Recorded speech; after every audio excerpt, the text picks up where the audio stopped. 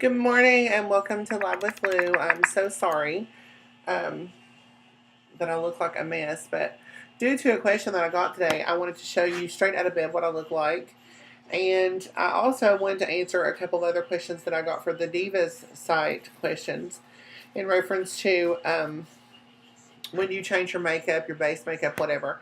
I'm doing two things today. The first is I'm putting on a foundation. Now I'm using the rest of my summer foundation, which is probably about a shade darker than my normal foundation today. Um, but as I put this on, I'm going to go over it with a bisque, which is a pink, and the bisque will bring down the tonality of the summer look and bring me back to winter. But once that puppy's over, I'm going right back to my winter makeup. You should change your makeup as much as you change your hair color and the way that you take care of maintenance of the hair color.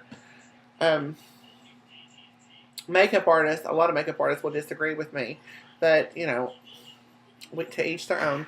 They are supposed to keep you coming back buying foundation the same way as salons will keep you coming back to buy hair color and all that kind of stuff. But I want to show you how to blend this out.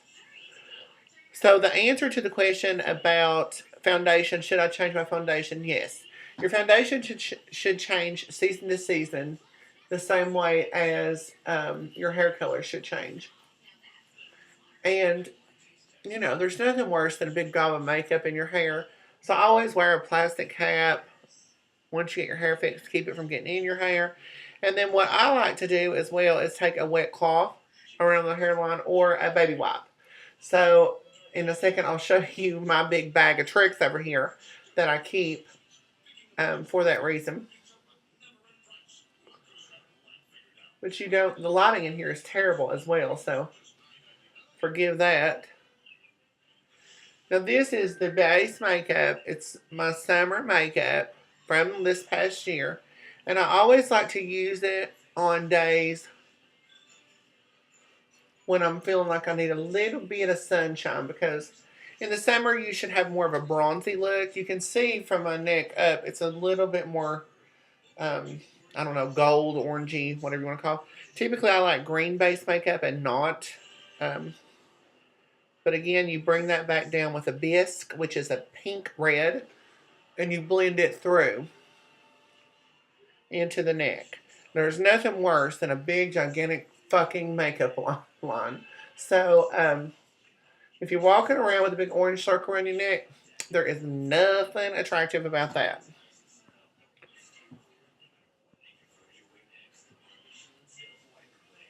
So as you apply your foundation, most people will tell you to stop at the ridge, which is right here. You should not. You should carry it to the bend of the neck, and you're going to understand why in just a second. So no, and you should also not keep foundation. This foundation, I keep about 3 of these on me per season, and per season meaning 3 new compacts every 4 months.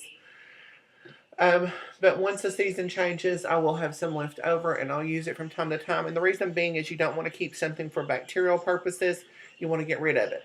After 6 months, it should be in the garbage. I don't care if you use it 1 time, 2 times, whatever. You're letting that sit there long enough to grow bacteria, and you do not want that. Okay, so you can see I've got a nice big line here in my neck. Can you see that? Ugh. Not really, because I blended it really well into the crease of the neck, but you can still see a little bit. But I'm going to show you how to get rid of that. Now, you should always go 1 shade darker on your foundation, 1 shade lighter in your powder. And the reason being is because it helps hides flaws. Now, a lot of people will actually add, I'm sorry, I seen a glare. A lot of people will actually add a little bit of baby powder around the eyes to soften it and put that light color. I disagree with that. I think you should do that as you apply your foundation and blush. So next we're going to move to the bisque. And the reason you choose bisque again, and you can see here in this line, stop at the crease, is because that's going to bring the tonality down and add a little bit of those pink colors that we so very much so need to the face to get rid of that line. Now what you're going to do is you're just going to use the powder like so. And you're going to start at the top and you're going to go around. And only in this area can you push down from here to here. The rest you're going to be going around and up and then down and around, because otherwise you force pressure on the skin and you will cause wrinkles. Now notice what I'm doing is I'm coming down my nose. This is for a highlighting purpose, okay? Now I want to scoop around the eye. Scoop around the eye. Now you can actually see what that just did. It's lighter, so it brings my cheekbones up. Okay, one more time, we're going to go down and around and up, down and around and up, down and around and up, down and around and up, down and around and up, down and around and up. Now, just before your eyes, if you go back and rewatch this video, you're going to see what happened. It blended out those tones and made it look a little bit richer, a little bit cleaner. Now, here's the fun part, because you do go down here, but you're going to blend up and around and into the sides. So you're going to start at the base of the neck here. You're going to go through the crease, through the crease, through the crease, through the crease, through the crease, through the crease, and around. Okay? Reapply. I hate that damn song, Red Solo Cup. My God. But y'all can hear I'm listening to CMT, bitches. Hey. Yes, your girl done gone country too. Hey, still listening to my hip hop too. But oh no, I've been into country music lately. I don't know what the fuck's up with that. Okay. Around and down, around and down, around and down. No lines. No lines. No lines. See? But I do have a damn big double chin, which I'm going to show you how to take care of that too. Now, what I like to do a lot of times is add a highlighter pen around my eyes. I didn't do it today because I don't have any circles. One of the reasons I don't have any circles today is because I used my Luxiva plumping cream last night. I try to use it every night, but sometimes when I'm up long traveling, doing different types of events and things like that, I don't have time to put it on. So here comes the next step. You must have a good set of brushes. And this, my friends, is the fun part. You want to take, in the summer you want to use more like beigey, bronzy colors. In the winter you want to go more beigey pink. And I guess that's a hard concept for a lot of people to understand, but I want you to watch what happens to my cheekbones where I've highlighted and contoured. You're going to go in and around the cheekbone. Now, people tell you do all this and this. No, that's not so. You're going to go up and around.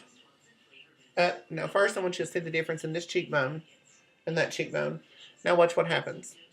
You're going to flip your brush again, up and around, up and around. Go back to this cheekbone for the second time, up and around. Now look at the difference. Okay, now, a lot of makeup artists will also disagree with this, but this is what works to make my face appear longer and leaner as opposed to wider and broader. I'm going to go touch this up with a little bit of bronzer. Go down the nose. Go just around the cheek, doing a little bit of shadowing here. Not a lot, otherwise you kind of look like you're on crack. And I'm just going to hit that a little bit for purposes. Now go back to the beginning of the video and look at me now. Just the difference in the contouring and highlighting. So it makes a huge difference. And believe you me, I am just as happy with makeup on as I am with makeup off.